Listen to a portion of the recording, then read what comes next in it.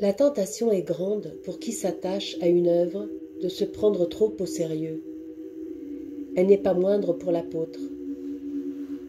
Dans la prière, il peut découvrir ses retours sur lui-même et cet amour-propre qui vient gâter les plus beaux ailes.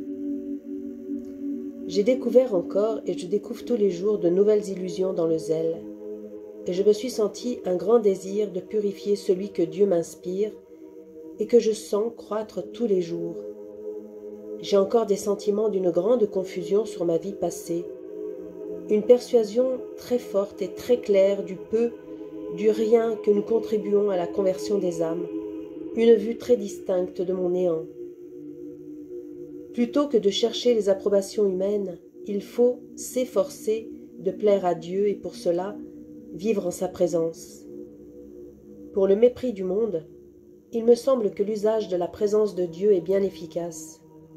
C'est une pensée de saint Basile qu'un homme qui a pour témoin de ce qu'il fait un roi et un laquais ne songe pas seulement au laquais, mais seulement à avoir l'approbation du prince. C'est une étrange et bien malheureuse servitude que celle d'un homme qui cherche à plaire aux autres hommes. Quand est-ce que je pourrais dire « Le monde est crucifié pour moi et moi pour le monde » ? J'ai demandé instamment à Jésus-Christ et à la Sainte Vierge qu'ils m'accordent cette disposition. Dieu s'oppose aux orgueilleux, aux humbles il donne largement ses grâces.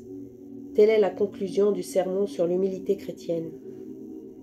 J'ai appris par expérience que rien n'est plus efficace pour gagner l'amitié de Dieu, pour la conserver, pour la recouvrer quand on l'a perdue, que de s'humilier en la présence du Seigneur et que de craindre ses jugements.